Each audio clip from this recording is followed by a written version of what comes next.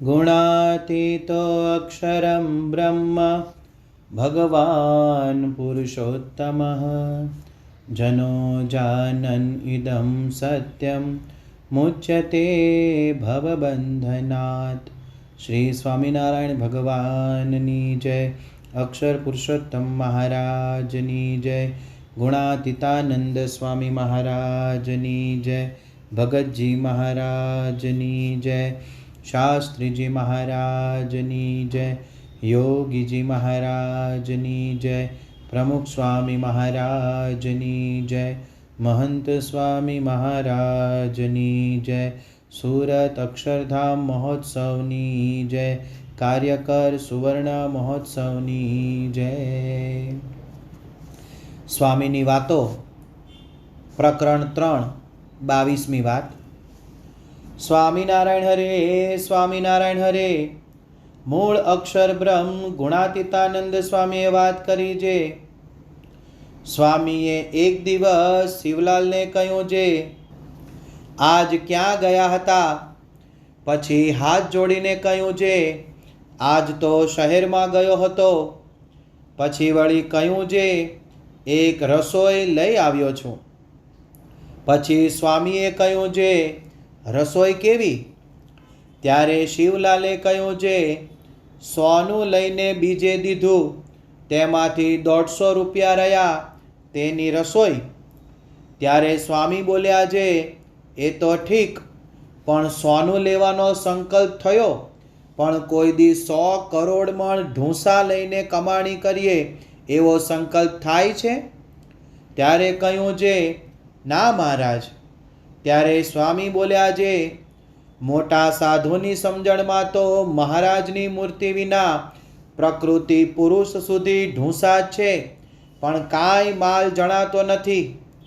તમે એટલી ઘડી આવા સાધુના દર્શન ને વાતું મૂકીને શી કમાણી કરી? એમ કહી બુદ્ધિનો દોડ ટાળી નાખ્યો। એવી રીતે મૂળ અક્ષર બ્રહ્મ ગુણાતીતાનંદ સ્વામીની ત્રીજા પ્રકરણની 22મી વાત તે થઈ।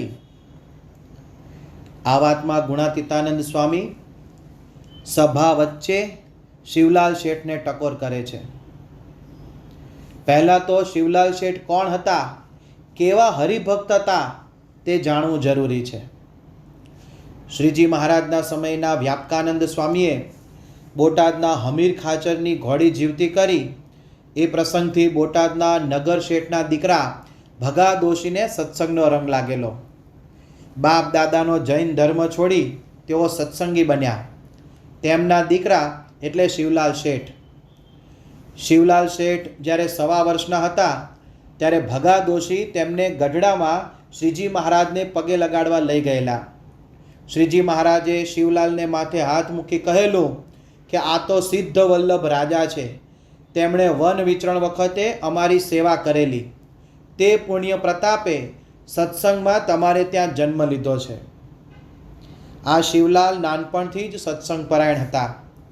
સિદ્ધાનંદ સ્વામી, યોગાનંદ સ્વામી, ભાયાત્માનંદ સ્વામી ને ગોપાળાનંદ સ્વામી વગેરે સંતોના સમાગમમાં તેઓ રહેતા। તેઓએ ગોપાળાનંદ સ્વામીના કહેવાથી ગુણાતીતાનંદ સ્વામીના અક્ષરપણાનો નિશ્ચય કરી તેમને ગુરુ કર્યા હતા અને દર વર્ષે નિયમિત જૂનાગઢ જઈ સ્વામીનો સમાગમ કરતા। કિશોર અવસ્થામાં તેમને સાધુ થવાની લગ્ની લાગેલી, પરંતુ શ્રીમંત પિતાના એકના એક દીકરા હોવાથી આચાર્ય શ્રી રઘુવીરજી મહારાજે તેમને સમજાવીને ના પાડેલી। તેઓ પિતાની 9 લાખની સંપત્તિના એકમાત્ર વારસ હતા। આવી સમૃદ્ધિની છોડ્યોમાં પણ તેઓ નિષ્પૃહ રીતે વર્તતા। એકવાર રઘુવીરજી મહારાજ ગઢડે બિરાજતા હતા, ત્યારે મહારાજા સયાજીરાવ ગાયકવાડ મંદિરમાં દર્શને આવવાના હતા।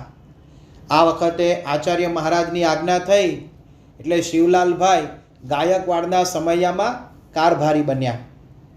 શિવલાલભાઈ હંમેશા સાદા વસ્ત્રો પહેરતા, તેથી રોજના પહેરવેશમાં જ ગાયકવાડનું સામયું કરવા જઈ રહ્યા હતા। આ જોઈ આચાર્ય મહારાજે એમને સારા વસ્ત્રો અને ઘરેણાં પહેરીને જવાની આજ્ઞા કરી। ત્યારે શિવલાલભાઈ બોલ્યા, મારી પાસે તો આ જ વસ્ત્રો છે, ને ઘરેણાં તો હું પહેરતો જ નથી. પછી આચાર્ય મહારાજની આજ્ઞાથી સારા વસ્ત્રો ઘરેણાં પહેરી ને ગાયકવાડ સરકારનું સામૈયું કરવા સૌ સાથે ગયા. પણ સામૈયામાંથી જેવા પાછા ફર્યા કે તરત સારા વસ્ત્રો અને અલંકારો કાઢી નાખ્યા ને પોતાના સાદા વસ્ત્રો પહેરી લીધા. વ્યક્તિગત જીવનમાં સાદાઈ, છતાં સત્સંગમાં આર્થિક સેવા કરવામાં તેઓ જરાય કચાશ નહોતા રાખતા. તેમને શ્રીજી મહારાજે સ્વપ્નમાં આજ્ઞા કરી હતી એટલે સારંગપુરના વૃદ્ધ રાઠોડ ધાદલનો વ્યવહાર પોતે જીવ્યા ત્યાં સુધી ચલાવ્યો હતો. ગઢપુર મંદિરમાં હરિકૃષ્ણ મહારાજની મૂર્તિ પધરાવી ત્યારે પણ એ જમાનામાં 22,000 રૂપિયા જેટલું ખર્ચ કરી અદ્ભુત સમયો કરાવેલો. વ્યક્તિગત જીવનમાં પણ તેઓ સત્સંગના નિયમ ધર્મમાં સારધાર અને સંસાર વ્યવહારથી અનાસક્ત હતા. તેવા પ્રસંગો આપણને સત્સંગના ઇતિહાસમાં વાંચવા મળે છે. ઘણા સમયથી તેમના ઘરમાં પોતાની સાળી આવેલી છતાં તેના તરફ દ્રષ્ટિ માંડીને જોયું નહોતું. રસ્તામાં નીચી દ્રષ્ટિ રાખી અખંડ ભજન કરતાં કરતાં ચાલવાની તેમને ટેવ હતી.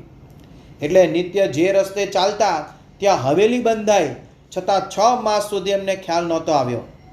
અને રોજ 5 સમયની માનસી, ધ્યાન, સંધ્યાકાળે મંદિરમાં આરતી, દર્શન અને મંદિરમાં જ નિત્ય નિયમની ચેષ્ટા બોલતા એવા તેમના નિયમ હતા. આ શિવલાલ શેઠ આવા ઉચ્ચ કક્ષાના સત્સંગી હતા. છતાં અહીંયા આપણે આ વાતના પ્રસંગમાં જોયું તેમ ગુણાતીતાનંદ સ્વામી તેમને મંદિરે સભાની વચ્ચે બધા સત્સંગીઓની હાજરીમાં ટોકે છે. આવી ટકોર શિવલાલ શેઠ માટે પહેલીવાર નહોતી. સંવંત 1916માં તેઓએ ગઢડા મંદિરમાં 22,000 રૂપિયાની સેવા કરી હરિકૃષ્ણ મહારાજની મૂર્તિ પધરાવી અને ભાવનગરમાં આચાર્ય મહારાજની પધરામણી, શોભાયાત્રા અને સમૈયામાં ધામધૂમ કરાવી હતી. તમામ ખર્ચો પોતે ભોગવ્યો હતો. આ સેવા કર્યા પછી જ્યારે તેઓ ગુણાતીતાનંદ સ્વામીનો સમાગમ કરવા જૂનાગઢ ગયા ત્યારે સ્વામીએ આ જ રીતે ગાડામાં બેસાડી ખાનગીમાં ટકોર કરેલી કે તું જાણે છે જે મેં ઘણું મોટું કામ કર્યું, પણ તારા જીવ સામે જોઉં છું તો અડધો સત્સંગ રહ્યો છે. આ પ્રસંગની નોંધ સ્વામીની વાતો 3જા પ્રકરણની 21મી વાતમાં છે. શિવલાલ શેઠ એકવાર જમ્યા પછી સોપારી ચાવતા ચાવતા સભામાં બેઠા. તેમાં સોપારી ચાવવાનો કટ કટ અવાજ આવ્યો અને આ સાંભળી કથા કરતા આત્માનંદ સ્વામીએ કડક શબ્દોમાં ટકોર કરી કે સભામાં હાડકું કોણ ચાવે છે? હવે હાડકાનો ટુકડો લઈ દાંત વડે ચાવે ને ત્યારે કટકટ અવાજ આવે. આ સંદર્ભમાં આત્માનંદ સ્વામીએ ટકોર કરેલી. એટલે શિવલાલ શેઠે આ ટકોર સાંભળી તરત ઊભા થઈ સોપારી થૂંકી નાખી અને ત્યારબાદ સોપારી ન ખાવાનો નિયમ લઈ લીધો. આમ જુઓ તો શિવલાલ શેઠના ખપ, મુમુક્ષુતા ઉત્તમ કક્ષાના હતા. તેથી તેઓ આવી ટકોરને સવળી લેતા અને પોતાનો અવગુણ જોઈ તેને ટાળવા પ્રયત્ન કરતા. અહીં ગુણાતીતાનંદ સ્વામી શિવલાલ શેઠને ટકોર કરે છે તે પ્રસંગ કેવો છે? તો શિવલાલ શેઠ બોટાદથી છેક જૂનાગઢ સ્વામીનો સમાગમ કરવા આવ્યા છે. આપણે કલ્પના કરી શકીએ છીએ કે સવાર ને સાંજ શિવલાલ શેઠ સ્વામીની કથા વાર્તા સાંભળતા જ હશે, પણ વચમાં ક્યાંક નવરાશનો સમય મળ્યો હશે તેમાં તેઓ શહેરમાં ગયા હશે અને એક જગ્યાએથી સોનું ખરીદી બીજે વેચી 150 રૂપિયાનો નફો કમાયા. પોતાની વેપારી આવડત વાપરી કમાણી કરી અને તમામ રકમ ઠાકોરજીની રસોઈ માટે અર્પણ કરી. આ ઘટના પછી સ્વામી તેમને પૂછે છે કે ક્યાં ગયા હતા? ત્યારે તેઓ પ્રથમ તો સોનું લેવા દેવાની વાત કરતા નથી, પણ કહે છે કે શહેરમાં ગયો હતો અને એક રસોઈ લઈ આવ્યો છું. પછી સ્વામી વિગતે પૂછે છે ત્યારે સોનાના વેપારની વાત કરે છે. એટલે તેમણે સેવા કરવાની ભાવનાથી આ વેપાર કર્યો છે એવું સ્પષ્ટ જણાય છે. શિવલાલ શેઠની ભાવના હતી કે ઠાકોરજીની આર્થિક સેવા થાય, સમયનો સદુપયોગ થાય, મારી ધંધા વ્યવહારની આવડત ભગવાનની સેવામાં વપરાય. આપણને આમાં કંઈ ખોટું દેખાય નહીં. ઉલટું શિવલાલ શેઠને અભિનંદન, શાબાશી આપવાનું મન થાય. પણ ગુણાતીતાનંદ સ્વામી તેમને શાબાશી આપવાને બદલે ટોકે છે. આ ટકોર કરવા પાછળ સ્વામીની ભાવના કેવી છે? શિવલાલ શેઠે આર્થિક સેવા કરી. આર્થિક સેવા કરવી તે સારું છે એવું ગુણાતીતાનંદ સ્વામી સમજે જ છે. તેમને પૈસાની કિંમત નહોતી એવું નથી. સ્વામી તો વ્યવહાર કુશળ હતા. ઠાકોરજીનો એક એક પૈસો અને મંદિરની મિલકતનું સ્વામી જતન કરતા, વેડફાવા દેતા નહીં. સંતોના મુંડન માટે એક પૈસો વધુ આપવો ન પડે તે માટે સ્વામીએ 6 મહિના સુધી પ્રાગજી ભક્ત એટલે કે ભગતજી મહારાજ પાસે સંતોનું વતું કરાવેલું. એકવાર સ્વામીએ મંદિરના પૂજારીને કહેલું કે આવતીકાલે ઠાકોરજીને ભારે શણગાર કે સુવર્ણના આભૂષણ ન ધરાવશો, કારણ કે બીજે દિવસે રાજ્યના માથા ફરેલ દિવાન જબ્બર ભાટિયા દર્શને આવવાના હતા. તે આવે અને સુવર્ણના આભૂષણો જોઈ માંગણી કરે તો ઠાકોરજીનું દ્રવ્ય જાય. એટલે સ્વામીએ આવી અગમચેતી વાપરી હતી. વળી ગોપાળાનંદ સ્વામી, આચાર્ય શ્રી રઘુવીરજી મહારાજ વગેરે પ્રમાણ કરતા કે જૂનાગઢમાં ગુણાતીતાનંદ સ્વામીએ જેવો મંદિરનો વહેવાર ચલાવ્યો તેવો બીજાને ન આવડે. એટલે આમ ગુણાતીતાનંદ સ્વામી વ્યવહાર દક્ષ હતા, આર્થિક સેવાનું મહત્વ સમજતા હતા. છતાં તેઓને શિવલાલ શેઠનું અલૌકિક હિત કરવું છે, તેથી આ પ્રસંગે એમને ટોકે છે. હવે કેવી હિત કરવાની ભાવના! સત્પુરુષ ટોકે વઢે તેમાં પણ સૌનું હિત જ કરે છે. સ્વામીએ કહ્યું છે કે સગી મા હોય તે લીમડો પાય, તેમ સાચા સાધુ હોય તે હિતના વચન વઢીને કહે. વળી નિષ્કુળાનંદ સ્વામીએ પણ ગાયું છે, સંત વિના રે સાચી કોણ કહે, સારા સુખની વાત, સારા સુખની વાત, દયા રહી છે જેના દિલમાં, નથી ઘટમાં ઘાત, નથી ઘટમાં ઘાત, સંત વિના રે સાચી કોણ કહે. જેમ જનનીને હૈયે હેત છે, સદા સૂતને સાથ, સદા સૂતને સાથ, અરોગી કરવા અર્ભકને, પાયે કડવે રાખવાથ, પાયે કડવે રાખવાથ, સંત વિના રે સાચી કોણ કહે. જેમ બાળકનું ભલું કરવા માતા તેને કડવું ઔષધ પાય છે, તે જ રીતે ભક્તોનું ભલું કરવા સત્પુરુષો ટોકે વઢે છે. વળી શિવલાલ શેઠે પોતાની ડાયરીમાં નોંધ્યું છે કે અમારે ને ગુણાતીતાનંદ સ્વામીને બાપ બેટા જેવું હેત હતું. જેમ બાપ ટોકી વઢીને પણ દીકરાની ખામી બતાવે તે દીકરાને આગળ વધારવા માટે હોય છે, તેમજ ગુણાતીતાનંદ સ્વામી પણ શિવલાલ શેઠને ટોકે છે, ખામી બતાવે છે, તે શિવલાલ શેઠને આગળ વધારવા માટે છે. વળી આપણને અહીં પ્રશ્ન થાય કે સ્વામીને શિવલાલ શેઠની કઈ ખામી દેખાઈ હશે? આપણને તો આમાં ખામી જેવું કંઈ લાગતું જ નથી. ગુણાતીત સત્પુરુષની અલૌકિક દ્રષ્ટિ હોય છે. આપણે આપણી લૌકિક દ્રષ્ટિથી જોઈએ છીએ. લૌકિક દ્રષ્ટિ અને અલૌકિક દ્રષ્ટિમાં આસમાન જમીનનો ફેર હોય છે. આ બાબતમાં પરમ પૂજ્ય ડૉક્ટર સ્વામી પોતાના અભ્યાસકાળ દરમિયાનનો એક પ્રસંગ કહે છે. તેઓ જ્યારે મેડિકલ કોલેજમાં હતા ત્યારની આ વાત છે. તેઓના રૂમ પાર્ટનર હતા ડૉક્ટર દલાલ, એમડીના વિદ્યાર્થી. એક દિવસ તેમના ટેબલ પર તેમની પરીક્ષાની ઉત્તરવહી પડી હતી. પરમ પૂજ્ય ડૉક્ટર સ્વામીએ જિજ્ઞાસાવશ તે જવાબ વાંચ્યા. તેઓને આ જવાબ ઉત્કૃષ્ટ લાગ્યો, પણ છેલ્લે જોયું તો તપાસનાર શિક્ષક ડૉક્ટર દસ્તુરે લખેલું વેરી પુઅર સ્ટાન્ડર્ડ, એટલે કે લગભગ નપાસ જેવું પરિણામ કહી શકાય તેવી નોંધ હતી. પરમ પૂજ્ય ડૉક્ટર સ્વામીને આશ્ચર્ય થયું. તેમણે પૂછ્યું કે મને તો આ જવાબ શ્રેષ્ઠ લાગે છે, બેસ્ટ લાગે છે, છતાં શા માટે વેરી પુઅર સ્ટાન્ડર્ડ? ત્યારે ડૉક્ટર દલાલે કહ્યું કે તમે MBBSના લેવલથી જુઓ છો, જ્યારે ડૉક્ટર દસ્તુર FRCSના લેવલથી જુએ છે. આપણી જાણકારી ખાતર કે MBBS મેડિકલની પ્રથમ ડિગ્રી છે, તેના પછી FRCSની ડિગ્રી મળે. એમ અહીંયા આપણે આ પ્રસંગને MBBSના લેવલથી શિવલાલ શેઠને જોઈએ છે અને અક્ષરબ્રહ્મ ગુણાતીતાનંદ સ્વામી આ પ્રસંગને FRCSના લેવલથી જુએ છે. એટલે આપણને એમાં શાબાશી આપવાનું મન થાય છે અને સ્વામીની દ્રષ્ટિએ ટોકવા યોગ્ય ખામી છે. સ્વામીને અહીં શિવલાલ શેઠની શી ખામી દેખાય તે ગુણાતીતાનંદ સ્વામીના દ્રષ્ટિકોણથી સમજવા પ્રયત્ન કરીએ. પહેલી ખામી, અંતરમાં ધન સંપત્તિની મહત્તા રહે છે તે ખામી. સ્વામી શિવલાલ શેઠને કહે છે કે સોનું લેવાનો વિચાર થયો, પણ 100 કરોડમાં ઢૂંસા લઈને કમાણી કરવાનો વિચાર આવ્યો.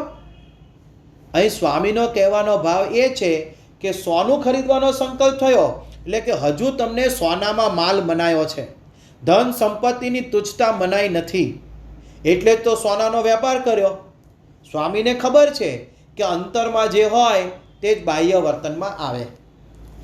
એકવાર પ્રમુખ સ્વામી મહારાજને મળવા છાત્રાલયનો એક પૂર્વ વિદ્યાર્થી આવ્યો. છાત્રાલયમાં રહેતો હતો એ દરમિયાન એ સ્વામીશ્રી સાથે ખૂબ હેત પ્રેમથી જોડાયેલો. સ્વામીશ્રી સમક્ષ કાવ્યો રજૂ કરે, પ્રશ્નો પૂછે, હળવી ગમ્મત કરે, એ રીતે ખૂબ લાભ લીધેલો. પરંતુ આજે તેના કપાળમાં તિલક ચાંદલો નહોતો. તેનો વેશ પણ સત્સંગીને શોભે તેવો વર્ણાગી હતો. તે સત્સંગી છે તેવું તેના દેખાવ પરથી જરાય લાગતું નહોતું. તેથી સ્વામીશ્રીએ કહ્યું, આવો વેશ કેમ રાખ્યો છે? ત્યારે પેલો બોલ્યો કે બાપા, અંતરમાં આપ છો તો બહારનું શું જોવું? આપ તો અંતર્યામી છો, છતાં બહારનું જોવા લાગ્યા. એ સ્વામીશ્રી તરત બોલ્યા, જે અંતરમાં હોય ને તે જ બહાર આવે. આમ અંતરમાં પડેલી ધન સંપત્તિની મહત્તા શિવલાલ શેઠના વર્તનમાં આવી તે ગુણાતીતાનંદ સ્વામી જોઈ શકતા હતા. અંતરમાં ધન સંપત્તિની મહત્તા રહે છે તે સ્વામીની દ્રષ્ટિએ ખામી છે. બીજી ખામી, પોતાની આવડતનું માન એ ખામી છે. સ્વામી કહે છે કે આટલી ઘડી દર્શન ને વાતું મૂકી શી કમાણી કરી? અહીં સ્વામીનો કહેવાનો અર્થ એ છે કે તમને તમારી આવડતનું માન છે કે વાહ, મેં કેવો વેપાર કર્યો, કેવી કમાણી કરી, મારી આવડતના પ્રતાપે રસોઈ લાવ્યો. પરંતુ એમાં તમે કમાણી નથી કરી, ઉલટું માનનું પોષણ કર્યું છે, નુકસાન કર્યું છે. આવું સૂક્ષ્મ માન પણ આગળ જતા સત્સંગમાં વિઘ્ન કરી શકે એ ગુણાતીતાનંદ સ્વામીને ખબર હતી. કીડી સખીને પોતાની ગાન વિદ્યાની આવડતનું માન હતું તો મહારાજે વખાણ ન કર્યા, એમાં ખોટું લાગી ગયું અને સત્સંગ છોડીને ચાલ્યા ગયા. આમ આપણને સત્સંગમાં આવડત કે કળાનું જરા સરખું માન રહેતું હોય કે હું બહુ સારું પ્રવચન કરું છું, હું બહુ સારી રસોઈ બનાવી શકું છું, હું બહુ સારું આયોજન કરી જાણું, હું બહુ સારું PR કરી જાણું, એ પણ ગુણાતીતાનંદ સ્વામીની દ્રષ્ટિએ ખામી છે. આ બંને સૂક્ષ્મ ખામી તરફ નિર્દેશ કરી તે ટાળવા માટે સમજણ પણ ગુણાતીતાનંદ સ્વામી આપે છે. કેવી સમજણ આપી ગુણાતીતાનંદ સ્વામીએ? તો સૌ પ્રથમ તો સ્વામી શિવલાલ શેઠને પૂછે છે કે આજે ક્યાં ગયા હતા?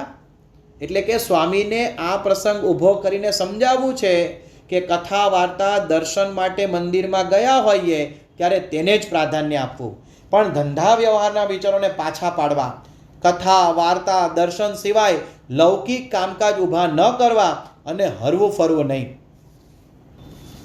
જ્યારે આપણે સભામાં જઈએ, કથા સાંભળતા હોઈએ ત્યારે મનમાં ધંધા વ્યવહારના કે અન્ય વિચારો આવે તે અયોગ્ય છે. એકવાર લોધિકાના દરબાર અભયસિંહજી જુનાગઢ ગુણાતીતાનંદ સ્વામીનો સમાગમ કરવા આવેલા. તેઓ ધ્યાનમાં બેઠા હતા. ત્યારે જમ્યા પછી સ્વામી સળી વડે દાંત સાફ કરતા કરતા તેમની પાસે આવ્યા અને કહ્યું, બાપુ, અહીં બેઠા બેઠા કાંઈ લોધિકાનું કામ નહીં થાય, ત્યાંનું કામ તો ત્યાં જશો ત્યારે થશે. માટે અહીં બેઠા મહારાજને મૂકીને અને આ વાતોને મૂકીને બીજું શું સંભાળો છો? દરબાર પગે પડી ગયા અને બોલ્યા, સ્વામી, ધ્યાન કરતા લોધિકાના રાજકાજના વિચારે હું ચડી ગયેલો, તે આપે કૃપા કરી મારા સંકલ્પ પકડી મને વાર્યો. આમ સંસાર વ્યવહારના વિચારો અને અન્ય લૌકિક બાબતો સત્સંગ અને કથા વાર્તામાં અવરોધરૂપ ન બનવી જોઈએ, તે સ્વામી અહીં સમજાવે છે. અને તે માટે સ્વામી બે વિચાર આપે છે. પહેલો વિચાર કે સંતની વાતું અને દર્શનના સુખ સામે આ લોકની તમામ સંપત્તિનું સુખ તુચ્છ છે. પ્રકૃતિ પુરુષ સુધી ઢૂંસા છે. એટલે કે સંતના દર્શન અને વાતોમાં ધન સંપત્તિ કરતાં વધુ સુખ છે. બીજો વિચાર, સંતના દર્શન અને વાતો મૂકીને શી કમાણી કરી? એટલે કે સંતના દર્શન અને વાતોની કમાણી એ જ સાચી કમાણી છે. સંતના દર્શન અને વાતોમાં ધન કરતાં વધુ સુખ છે. ગુણાતીતાનંદ સ્વામીની 6ઠ્ઠા પ્રકરણની 247મી વાતમાં કથા વાર્તા સાંભળવાનો અપાર મહિમા જણાવ્યો છે. તેમાં સ્વામી કહે છે કે કોઈ વાતું સાંભળવા મંદિરમાં રહેતા હોય અને તમારે રળિયામાં પૈસા કાવમાં ખોટ આવતી હોય તો ધર્મવેરામાંથી કાપી લેજો. એટલે કે એટલા રૂપિયા ધર્માદો ઓછો આપજો પણ સમાગમ કરજો. વળી જો કોઈ આ રીતે સમાગમ કરવા રહે તો અમે મંદિરમાંથી મહિને 10 રૂપિયા આપીએ. શ્રીજી મહારાજે જેમ આવકનો દશાંશ ધર્માદો કાઢવાનો કહ્યો છે તેમ આ રીતે 12 મહિને 1 મહિનો સમયનો ધર્માદો કાઢી કથા સાંભળવાથી જ્ઞાન થાય. કોક લાખ રૂપિયા ખર્ચે તેના કરતાં મંદિરના રોટલા ખાઈને વાતું સાંભળે તે મને અધિક લાગે છે. જણાતું નથી પણ સોનાની મેળી હોય તો તે બાળીને પણ આ વાતું સાંભળીએ. આટલો મહિમા સ્વામીએ કથા વાર્તા સાંભળવાનો કહ્યો છે. શા માટે સોનાની મેળીને બાળીને પણ આ વાતું સાંભળવી? કારણ કે સોનાના ખોરડા એટલે કે આ લોકની ધન સંપત્તિ કરતાં કથા વાર્તા દર્શનનું સુખ અધિક છે. ભગવાન સ્વામિનારાયણ તો ત્યાં સુધી કહે છે કે અનંત કોટી બ્રહ્માંડ કે સુખા સત્સંગ આગે કહત સબ લુખા. માત્ર આ લોકની સંપત્તિ જ નહીં પરંતુ સત્સંગના સુખ આગળ અનંત કોટી બ્રહ્માંડની સંપત્તિનું સુખ લુખું છે. જગતનું સુખ કેવી રીતે લુખું છે અને સંત સમાગમનું સુખ કેવી રીતે અધિક છે તે નિષ્કુળાનંદ સ્વામી સમજાવે છે કે કામ દૂધા કલ્પતરુ પારસ ચિંતામણી ચાર સંત સમાન એકે નહીં મેં મનમાં કર્યો વિચાર. કામ દૂધા ગાય, કલ્પવૃક્ષ, પારસમણી અને ચિંતામણી ચારેય કોઈની પાસે હોય તેના કરતાં સંત સમાગમ અધિક છે. આ વાત તેમણે વિચાર કરીને કહી છે. કયો વિચાર? અલ્પ સુખ એમાં રહ્યું મળી ટળી જાય એહ સંત સેવ્યે સુખ ઉપજે રહે અખંડ અટળ જેહ. ઉપરોક્ત ચારના સેવનથી જે સુખ મળે તે અલ્પ છે કારણ કે તે મળે છે અને ટળી જાય છે. પણ સંત સમાગમથી જે સુખ મળે છે તે અખંડ છે અને અટળ છે એટલે કે ટળી જતું નથી. આ વાત તો આપણે પણ અનુભવી શકીએ છીએ કે જગતનું સુખ મળે છે પછી ટળી જાય છે, અખંડ રહેતો નથી. ગમે તેટલી સારી અને આપણને ભાવતી વાનગી ખાધી હોય તેનું સુખ ક્યાં સુધી આવે? જ્યાં સુધી તે ખાતા હોઈએ ત્યાં સુધી. ખાઈને ઊભા થયા એટલે ટળી ગયું. બીજે દિવસે સામાન્ય રસોઈ જમતી વખતે ગઈકાલની વાનગી મનમાં સંભાળીએ તો સુખ આવે? ન જ આવે. ઉલટું દુઃખ થાય કે આજે કેમ સાદું ખાવાનું?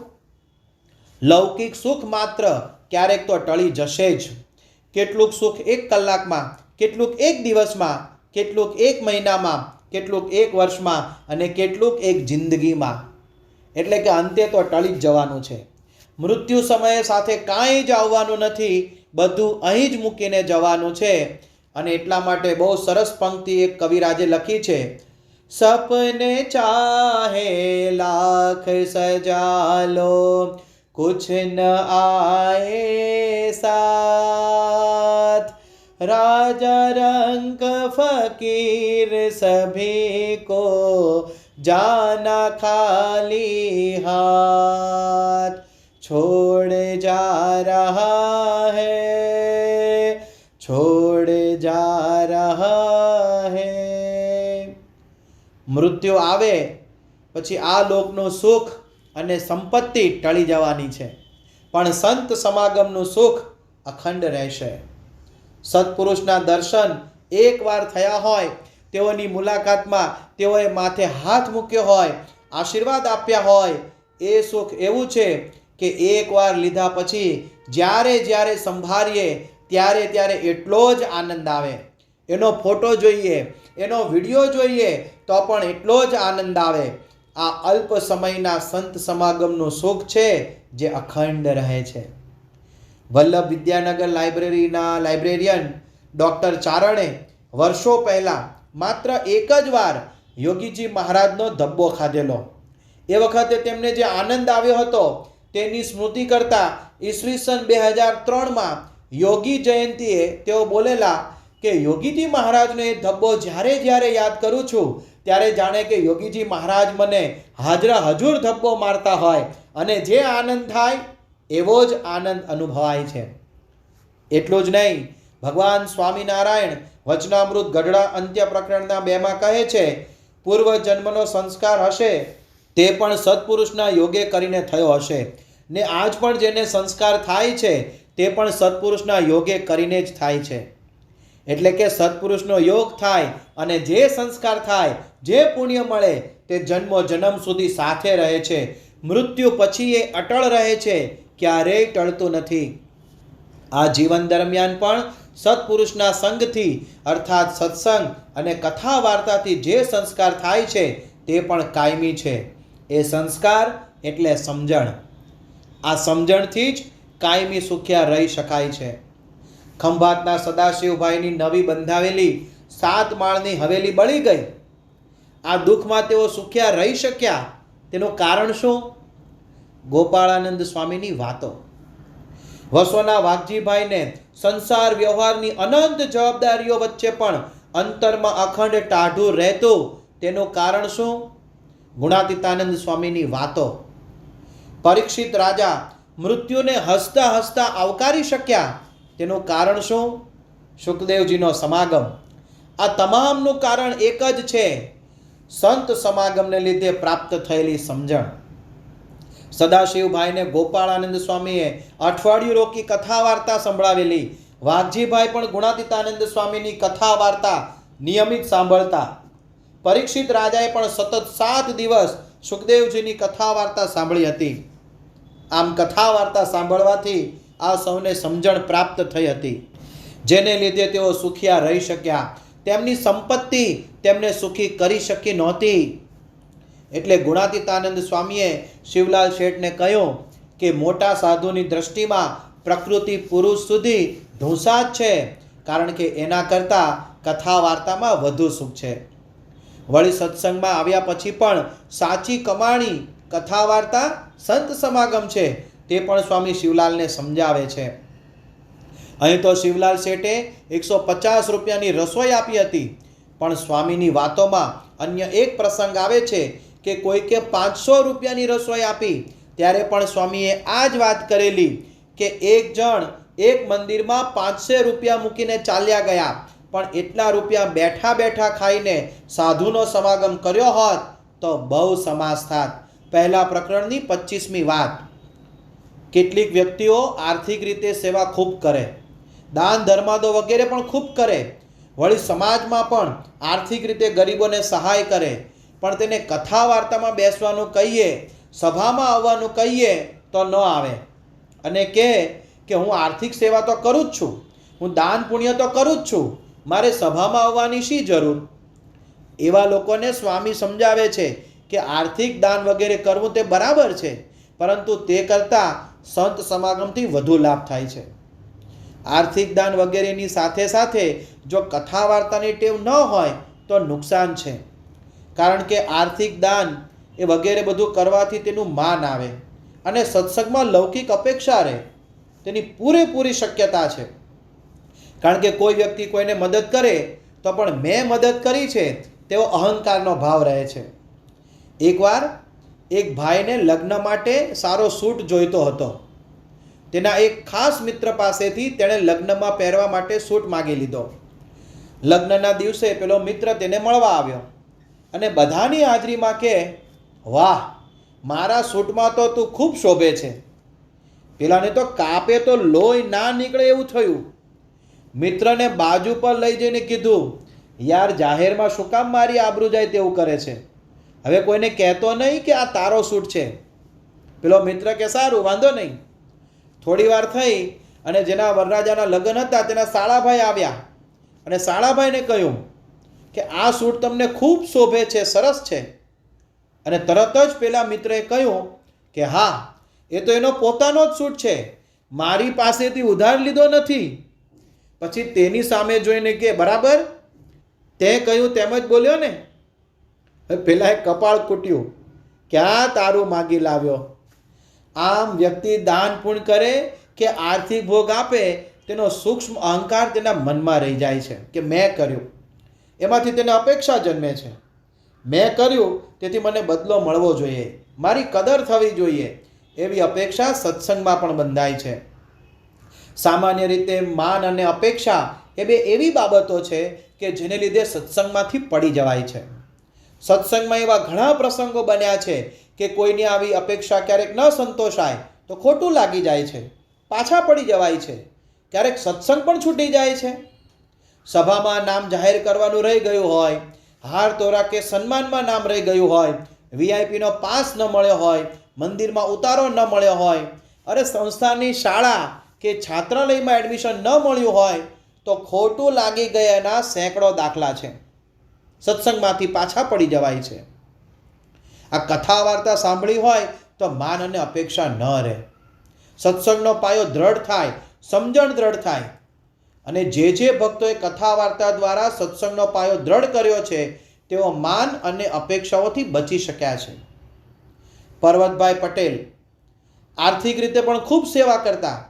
દુષ્કાળમાં 16 કળશી અનાજ મહારાજની આજ્ઞાથી સદાવ્રતમાં આપેલું, છતાં ગઢડામાં તેમની અઠવાડિયા સુધી જમવાની વ્યવસ્થા ન થઈ તો દાળિયા ફાંકીને પણ રહ્યા, ખોટું ન લાગ્યું. શાસ્ત્રીજી મહારાજના વખતમાં મનુભાઈ સારિંગવાળા આવકનો અડધો અડધ ધર્માદો કાઢતા. અડધો અડધ એટલે 50% નેટ. ઘરે કોઈ વસ્તુ નવી લાવે તો મંદિરમાં પણ તે વસ્તુ કે તેટલી રકમની સેવા કરે, પણ સાથે સાથે કથા વાર્તાથી સમજણ દ્રઢ કરેલી. તેથી મંદિરમાં આવે ત્યારે કોઈ અપેક્ષા રહેતી નહોતી. પાથરવાનું મળે કે ન મળે, સભા મંડપમાં જ ખુલ્લામાં સૂઈ રહે, ભોજનશાળામાં સૌ ભેગા જમી લે, કૂવામાંથી જાતે પાણી સિંચી નાહી લે. કથા વાર્તાથી સમજણ આવે છે અને સમજણના પ્રતાપે સત્સંગમાં માન અને અપેક્ષા રહેતા નથી, અને ન રહે તો સત્સંગનો પાયો દ્રઢ થાય છે. તેથી સ્વામી ધન કરતાં કથા વાર્તાને અધિક કહે છે. વળી વાતને અંતે નોંધ્યું છે કે આમ કહીને સ્વામીએ શિવલાલ શેઠનો બુદ્ધિનો ડોળ ટાળી નાખ્યો. સત્સંગમાં પોતાની આવડત કે પોતાની બુદ્ધિ કે પોતાનું સમર્પણ તેનું જરા સરખું પણ માન આવે તે સત્પુરુષને પસંદ નથી, અને તેથી આવી ટકોર કરીને તેઓ તે ટાળતા હોય છે. આમ સ્વામીએ જાહેરમાં શિવલાલ શેઠને ટકોર કરી અને સાચી સમજણ આપી. પરંતુ શું આ વાત માત્ર શિવલાલ શેઠ પૂરતી જ છે?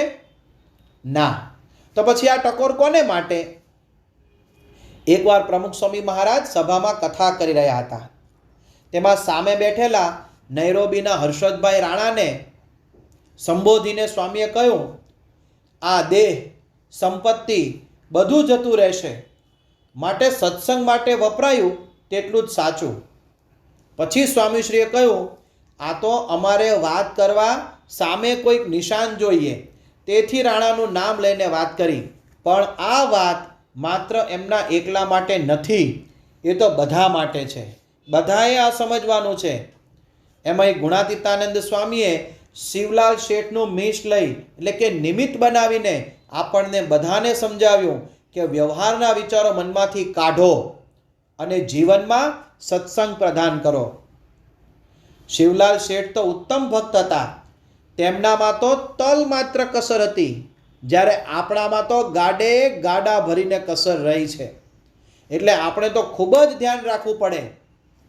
દર વખતે કંઈ સોનું લેવાનું નથી હોતું, પણ જુદા જુદા કારણસર આપણાથી સત્સંગ કે કથા વાર્તાની ગૌણતા થઈ જાય છે. જેમ કે સત્સંગ શિબિરમાં ગયા હોઈએ અને રિસેસ પડે કે તરત મોબાઈલ ખોલીએ, ઘરે ખબર અંતર પૂછી લઈએ, ધંધા નોકરીના સમાચાર જાણી લઈએ, સભાના ભોગે નોકરીમાં ઓવરટાઈમ કરીએ, સભાના ટાઈમે દુકાન કે ધંધો બંધ ન કરીએ, અને મન મનાવી લઈએ કે વધારે આવક થાય તો ધર્માદો વધુ થાય. દીકરા કે દીકરી 10મા કે 12મા ધોરણમાં હોય ત્યારે સભામાં આવે તો સમય બગડે એવું લાગે. કોઈ મિત્ર કે સગા સંબંધ ત્યાં જવાનું હોય ત્યારે સભામાં ન જઈએ તો ચાલે એવું થઈ જાય. આવી રીતે આપણે કથા વાર્તા સત્સંગની ગૌણતા ન કરીએ તે માટે આ ટકોર આપણા સૌ માટે છે. તો ચાલો આજના શુભ દિવસે સંકલ્પ કરીએ કે અક્ષર બ્રહ્મ ગુણાતીતાનંદ સ્વામી જે ટકોર કરી છે તે આપણે ગ્રહણ કરીએ, સવળી ગ્રહણ કરીએ, આપણામાં સુધારો કરીએ, જીવનમાં રવિસભા અને પરાસભાને મહત્વ આપીએ. અને જેમ સ્વામીની આવી ટકોરથી ઘડતર પામી શિવલાલ શેઠ ઉત્તમ સત્સંગી થયા, તેમ આપણે પણ ઉત્તમ સત્સંગી થવા માટે મહારાજ સ્વામી, પરમ પૂજ્ય પ્રમુખ સ્વામી મહારાજ અને પરમ પૂજ્ય મહંત સ્વામી મહારાજના શ્રી ચરણોમાં પ્રાર્થના કરી કટિબદ્ધ થઈએ. શ્રી સ્વામિનારાયણ ભગવાનની જય. ગુણાતીતમ ગુરુમ પ્રાપ્ય બ્રહ્મરૂપમ નિજાત્મનઃ વિભાવ્ય દાસ ભાવેન સ્વામિનારાયણં ભજે. શ્રીહરિમ સાક્ષરમ સર્વદેવેશ્વરમ ભક્તિધર્માત્મજં દિવ્યરૂપમ પરમ શાંતિદમ મુક્તિદમ કામદમ કારણમ સ્વામિનારાયણં નીલકંઠં ભજે. શ્રીહરિમ